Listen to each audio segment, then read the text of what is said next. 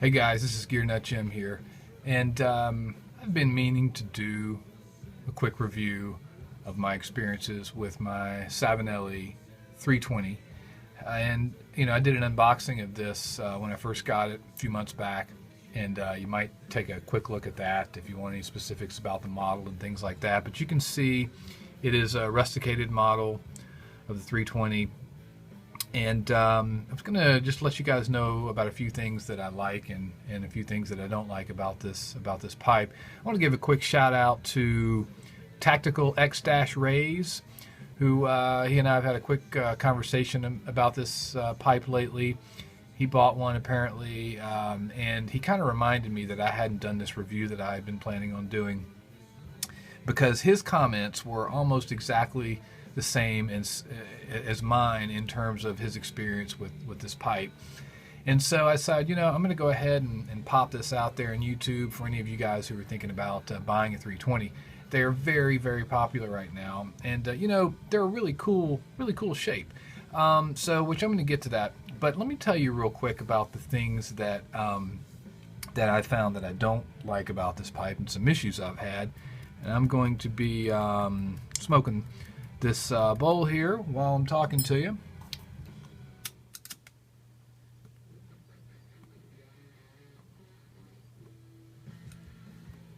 Got a little Them Crooked Vultures playing in the background. I'm not sure if you can hear it or not.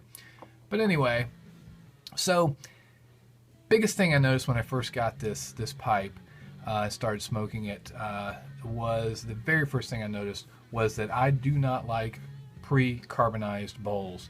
Pre-carbonized bowls, for those of you who haven't experienced one yet, means that when you get it, the inside is treated with something that's supposed to help with the break-in period of the pipe. It's supposed to, it's black, has a little bit of a texture to it, and it's supposed to help you get it broken in faster, and I guess not burn the inside of the pipe as much. But I found it to taste absolutely terrible. And I'm going to tell you guys, a lot of people have had different experiences with pre-carbonized bowls. But I'm going to tell you, for me, I probably will not ever buy another pre-carbonized bowl pipe unless there's just some super exception to some super rule. It took me probably, I'm going to say 20 plus bowls to get rid of that taste. Seriously, 20, 25, maybe 30 bowls. I didn't keep track, but it was a lot of bowls to get to the point where the inside was coated with enough ash and oils that I couldn't, taste it. And as you can see, I'm using kind of the standard method here where you pack. I'm also not I will let a pipe sit some in between, and I do a lot of relighting, which probably means that it should get broken in even faster because I always have the ashes and I'm always packing them down, which is one of the things that's supposed to help you get it broken in terms of getting ash on the inside of the bowl. So, all that said, didn't like that. Future Savinellis, I will probably look for ones without pre-carbonized bowl.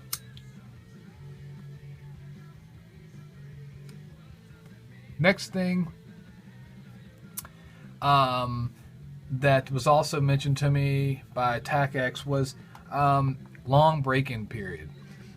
Ties in with the carbonized bowl as well, but just generally speaking, very long break-in period. It was pretty hot smoke for a while, especially considering how thick this wood is here with the author shape. So all things considered, I was really surprised. I thought it was going to be initially a pretty cool smoke. Took a good while. That carbonization they put on there doesn't do anything for the heat, I can tell you that.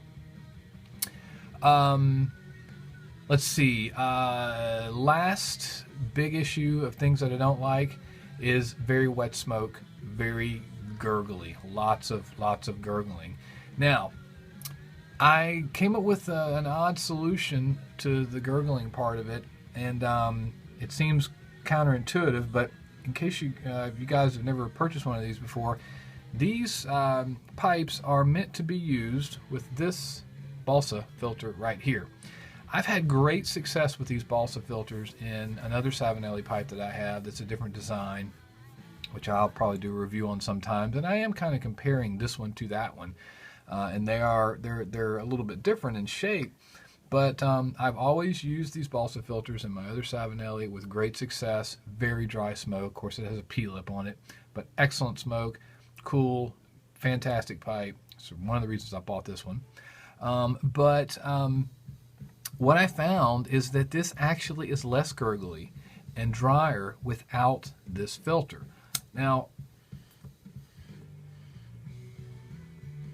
it seems extremely counterintuitive, but the only thing I can figure is that it must be wet enough that I may be a fairly wet smoker, but it must be getting backed up right here, so that this gets totally soaked, and then your moisture down in the pipe maybe stops right about here, and I've actually had it come back, which is a nasty, nasty thing.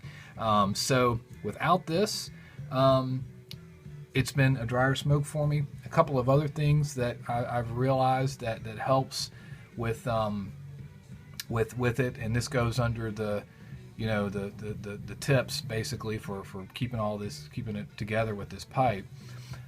Use drier tobaccos, and as far as the hot smoke goes, I found that I can, if I pack it a little bit tighter than I'm used to with my other pipe, kind of a medium draw with a little bit of resistance, that it would cool off a little bit. And I tend to use a little bit drier tobaccos in this now, and that seems to help a lot.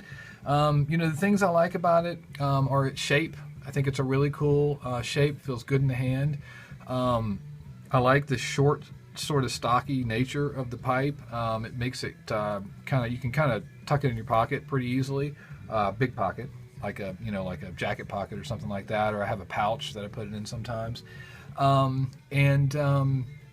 Those are some things I like about it. I also like the fact that this is obviously a sitter. It's flattened on the bottom, and so it allows this nice sitting position. It's one of the reasons I bought it.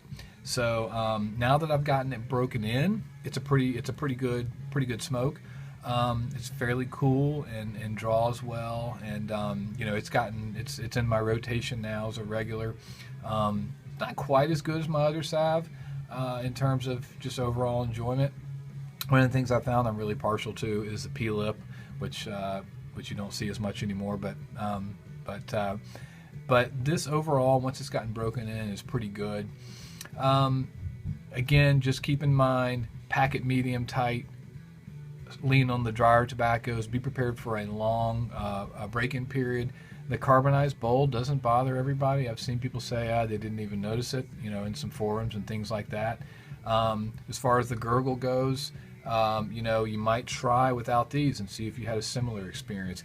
If you guys have any other tips or comments about your experience with the 320, different kinds of tobaccos, different kinds of cuts of tobaccos, please comment on this video, and I hope that this has helped some of you out that may have been considering buying one of these in the future. This is Gear Nut Jim. I'm signing out. I'll see you soon.